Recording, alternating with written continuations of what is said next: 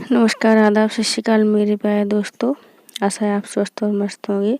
दोस्तों, हमारा current affairs का आज एक नया लेक्चर है जिसमें हम स्टार्ट करते हैं। पहला प्रश्न है, गीगा में संपर्क समाधान नामक पायलट परियोजना का उद्देश्य क्या है? गीगा में संपर्क समाधान, क्या नाम है इसका? गीगा में संपर्क समाधान। क्वेश्चन आप बहुत ही ध्यान से पढ़ा करें और ऑप्शन भी ध्यान से पढ़ा करें। एक एक शब्द को आपसे ध्यान सुनना है, तभी आप परीक्षा में हर प्रश्न को अटेम्प्ट कर पाएंगे।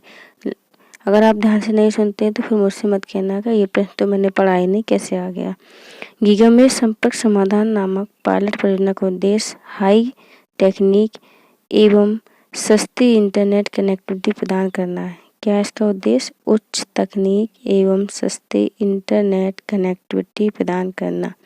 गीगा में संपर्क समाधान, इसके बारे में हम डिटेल से जानते हैं। हाल ही में भारत के 15 गाँव में, कितने गाँव में? 15 गाँव में गीगा में संपर्क समाधान नामक पायलट परियोजना शुरू करने के लिए एस्ट्रोम ने दूरसंचार विभाग के साथ कॉन्ट्रैक्ट पर हस्ताक्षर किए। एक अनुबंध किया है भारत सरकार के दूरसंचार विभाग और एस्ट्रोम ने गीगा में संपर्क समाधान परियोजना चलाने के लिए। कितने गांव में? 15 गांव में पायलट प्रोजेक्ट के आधार पर। पायलट प्रोजेक्ट का मतलब होता है किसी भी योजना को एक छोटे क्षेत्र में लागू करके देखना, फिर उसके प्रोज कॉन्स पर ध्यान रखना कि कितने इसके लाभ हो रहा है, कितने इसके नेगेटिव इफेक्ट पड़ रहे हैं। तो जब हम किसी योजना को पायलट प्रोजेक्ट के आधार पर लागू करते हैं, फिर उसके परिणाम के आधार पर हम उसको विस्तृत भाग पर लागू कर देते, तो इससे क्या समस्या नहीं आती। जैसे कभी अग्निपथ स्कीम हो गया, डायरेक्ट उन्होंने उठा के पूरे देश में लागू कर दिया, लेकिन अगर यही उसको वो पायलट प्रोजेक्ट के आधार पर लागू करते तो जनता में आक्रोश पैदा नहीं होता, क्योंकि पायलट प्रोजेक्ट के आधार पर लागू करने से हमें समझ में आ जाता है कि योजना कितनी सफल हो रही है, कितनी नहीं, जनता भी उससे अवेयर हो जाती है। तो जो एक साथ लागू करने पर समस्या हमें देखने को मिलती है, वो पायलट प्रोजेक्ट के आधार पर लागू करने पर नहीं मिलती है। गीगा में संपर्क समाधान क्या है? एक इनोवेटिव वायरलेस नेटवर्क समाधान है। इनोवेटिव वायरलेस नेटवर्क समाधान है जिसे महिलाओं के नेतृत्व वाले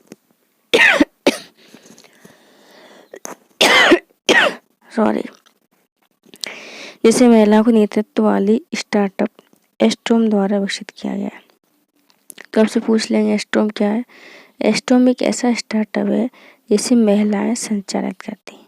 ओके, तो एस्ट्रोम और भारत सरकार के दूरसंचार विभाग ने गीगा में संपर्क समाधान परियोजना शुरू की है भारत के 15 गाँव में उच्च तकनीक और सस्ते इंटरनेट सेवा उपलब्ध कराने के लिए।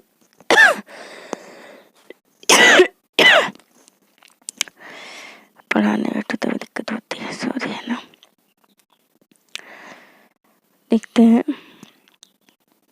इससे क्या होगा। गाँव में 4G बुनियादी ढांचे में भीड़-भाड़ की चुनौतियों के समाधान के साथ उच्च तकनीक सस्ती इंटरनेट कनेक्टिविटी को बढ़ावा दिया जा सकेगा।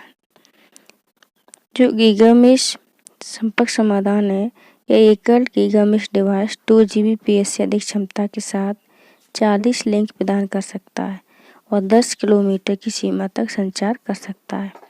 नेक्स्ट हम देखते हैं, ये प्रश्न हमारी यूनिट 9 से रिलेटेड है। सॉरी। ड्रैगन फ्रूट किस महाद्वीप के लिए स्वदेशी फसल है?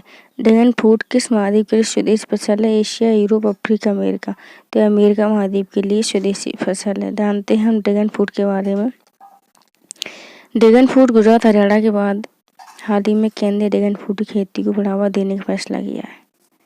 ड्रैगन फ्रूट को भारत में कमलम के नाम से जानते हैं। यह कैक्ट परिवार का सदस्य है। इसके बारे में विस्तार से जानना। पहला प्रश्न, भारत में कहाँ भी खेती होती थी इसकी? गुजरात, हरियाणा में। अब पूरे भारत में भारत सरकार लागू करने की योजना कर रही है।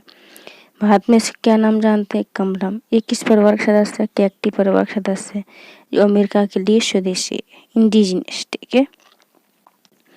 ड्रैगन फ्रूट जो है वो अर्ध शुष्क और शुष्क दोनों क्षेत्रों में उग सकता है।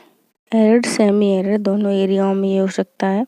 ठंडे क्षेत्रों को छोड़कर भारत के सभी राज्य ड्रैगन फ्रूट के पौधों के लिए उपयुक्त है, क्योंकि इसके लिए शुष्क अर्ध शुष्क जलवायु चाहिए, तो ठंडे क्षेत्रों में ये नहीं उग सकता है। भारत में मिजोरम इसका सबसे बड़ा उत्पादक है। ड्रैगन फ्रूट का सबसे बड़ा उत्पादक कौन है? मिजोरम, जो हमारे नॉर्थ ईस्ट में पड़ता है। चलिए बताइए मिजोरम की राजधानी क्या है? इसे स्वास्थ्य लाभ के लिए सुपर फ्रूट के रूप में जाना जाता है। ड्रैगन फ्रूट को सुपर फ्रूट भी कहा जाता है। भारत में कमलम नाम से जानते हैं। कैक्टी परिवार का सदस्य है। कैसी जलवायु चाहिए? शुष्क, आदि शुष्क है ना, ठंडे क्षेत्रों में बिल्कुल नहीं होता है। ये भारत में मिजोरम सबसे बड़ा उत्पादक है और हेल्थ के लिए अच्छा रहता है। सुपर फ्रूट के लिए भी नाम से इसको जाना जाता है। नेक्स्ट है प्रश्न हमारा, पर्यावरण में छोड़े जाने वाले माइक्रोवेव्स को लेकर इतनी चिंता क्यों है? ये ऑप्शन पढ़िए आप ध्यान से और आंसर दीजिए। माइक्रोवेव्स को लेकर इतनी चिंतित क्यों है सरकार? पर्यावरण में ये पाए जाते हैं, देखें क्यों चिंतित है। शोधकर्ताओं को कहना है कि अक्षय ऊर्जा प्रौद्योगिकी की बढ़ती मांग, जैसे इलेक्ट्रिक कारों के लिए लिथियम बैटरी आदि की समुद्री पारिस्थितिकी के लिए खतरा पैदा करती है। समुद्री पारिस्थितिकी के लिए अन्य खतरा माइक्रोवेव्स की बढ़ती मात्रा है। माइक्रोवेव्स जो है हमारा मेराइन इकोसिस्टम है, उसको खतरा उत्पन्न करता है।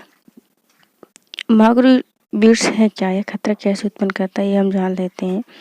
माइक्रोवेव्स जो हैं 5 mm से कम आकार के छोटे ठोस यानी कि सॉलिड प्लास्टिक के कण होते हैं। 5 मिलीमीटर से कम आकार के स्मॉल सॉलिड प्लास्टिक के कण जो पानी में जल्दी नहीं घुलते हैं। मुख्य रूप से पॉलीइथाइलीन से बने होते हैं। पेट्रोकेमिकल प्लास्टिक से इनको तैयार किया जाता है। ठीक है, ये कण जितने भी हमारे कॉस्मेटिक प्रोडक्ट होते हैं, ब्यूटी प्रोडक्ट होते हैं, उनमें यूज किए जाते हैं। व्यक्तिगत देखभाल, साफ सफाई के उत्पादों में प्रयुक्त किया जाता है। किनको? माइक्रोवेव्स को। ये अपने छोटे आकार के कारण सीवेज ट्रीटमेंट सिस्टम से अनुपचारित होकर गुजरते हैं। इनका आकार क्या होता है? बहुत छोटा होता है, तो सीवेज ट्रीटमेंट सिस्टम से ये अनुपचारित होकर गुजरते हैं। इनको उपचार नहीं होता है और ये जल निकायों तक पहुँच जाते हैं। जल निकायों में अनुपचारित माइक्रोवेव्स समुद्री जीवों द्वारा क्या किए जाते हैं? ग्रहण किए जाते हैं। अंत में जाकर जल जो है समुद्र में ही मिलेगा। समुद्र में कई सारे जीव रहते हैं, मछली, प्रवाल, अन्य कई सारे जीव, तो ये पानी के थ्रू उनके अंदर जाता है तो उनके लिए ये डेथ का कारण बनता है। ये कण विषाक्तता पैदा करते हैं, टॉक्सिन पैदा करते हैं, समुद्री पारिस्थितिक तंत्र को नुकसान पहुंचाते हैं। समझ में आया? माइक्रोवेव क्या है? 5 mm आकार के स्मॉल सॉलिड प्लास्टिक के कण होते हैं। ये पॉलीइथाइलीन से बनी माइक्रोवेव हैं, इनको पेट्रोकेमिकल प्लास्टिक से तैयार किया जाता है। जितने ब्यूटी प्रोडक्ट है, कॉस्मेटिक प्रोडक्ट है, फेयर लवली या बॉडी लोशन या फेस पाउडर जो भी है, मतलब सब माइक्रोवेव से बन के तैयार होते हैं। और ये इतने छोटे होते हैं कि सीवेज प्लांट से क्या आता है, इनका उपचार नहीं हो पाता। सीधे जल निकाय मिलते हैं, जल निकाय से सीधे जाकर समुद्र मिलते हैं। समुद्री पारिस्थितिक तंत्र में उनके जीवों के पेट में जाते हैं, उनके लिए विषाक्त जहर का काम करते हैं और समुद्री पारिस्थितिक तंत्र को नुकसान पहुँचता है। ओके, क्लियर हुआ आपको? तो ये आपको इन्वायरमेंट इकोलॉजी का प्रश्न है। इसमें आपकी ज्योग्राफी के प्रश्न संबंधित है कि समुद्र में कौन कौन सी सीमा होती है। समुद्र कई सारे क्षेत्रों में बटा होता है, तो वो चीज़ें आपको पता होना चाहिए। जैसे कि मान लो पानी का जो पानी क्षेत्र होता है, जैसे भारत में आधा रेखा कौन सी होती है, EZ क्या है, इन चीज़ों को आपको पता होना चाहिए।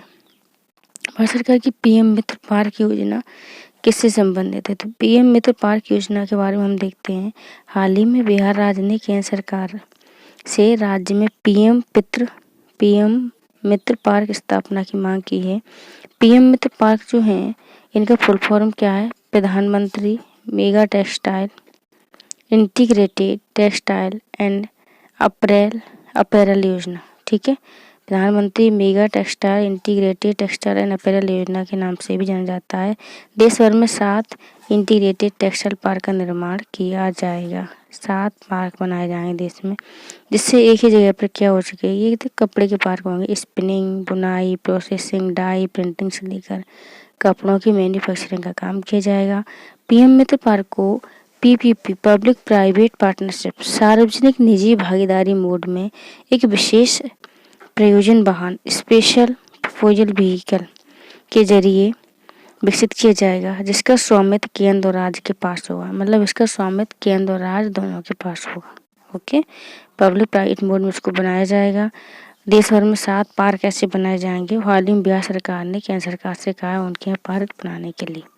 नेक्स्ट हम देखते हैं, इस योजना के माध्यम से टेक्सटाइल पार्क में वर्ल्ड क्लास इंफ्रास्ट्रक्चर का निर्माण होगा, यानी ऐसे ढांचागत विकास किया जाएगा जो विश्व स्तरीय हो। प्रधानमंत्री के 5F मॉडल को इसमें इस 5F मॉडल से इसको इंस्पिरेशन मिली है। क्या है वो 5F? पहले F से होता है फार्म, पहला क्या है? फार्म, दूसरा फाइबर, तीसरा फैक्ट्री, चौथा फैशन और पांचवा foreign. Farm to fibre to factory to fashion to foreign.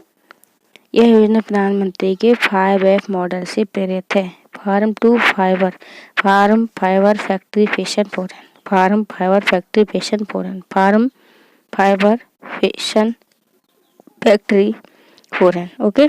इस योजना के तहत केंद्र सरकार सामान्य बुनियादी अवसंरचना के विकास हेतु प्रत्येक ग्रीनफील्ड मित्र पार्क के लिए 500 करोड़ और ब्राउनफील्ड पार्क के लिए 200 करोड़ रुपए की विकास पूंजी सहायता देगी।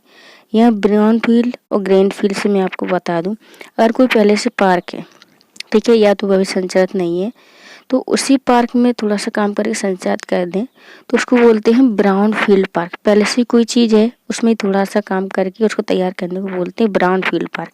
लेकिन हम नवीनतम पार्क स्थापित करते हैं एकदम से नया, तो उसे बोलते हैं ग्रीन फील्ड पार्क। ओके, ये होता है ग्रीन फील्ड और ब्राउन फील्ड में अंतर। समझ में आया? पहले से ही कोई चीज़ है उसमें थोड़ा सा और सुधार करके बना दो तो ब्राउन फील्ड हो गया। लेकिन कोई चीज़ पहले से अस्तित्व में नहीं, उसको नया खड़ा करेंगे तो उसको बोलेंगे ग्रीन फील्ड पार्क। आपका क्लियर हुआ होगा, ये आपका पूरा इकोनॉमी का प्रश्न है ना। नेक्स्ट हम देखते हैं,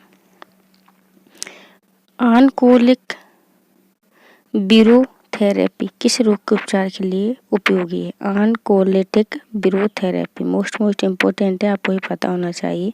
तो ऑनकोलिक ब्यूरोथेरेपी जो है कैंसर थेरेपी में सुधार हेतु ओबी के रूप में नई विधि विकसित की गई, कैंसर के लिए उपयोगी है। यह वायरस इम्यून थेरेपी का एक रूप है, जहाँ कैंसर कोशिकाओं को संक्रमित नष्ट करने के लिए वायरस का क्या किया जाता है?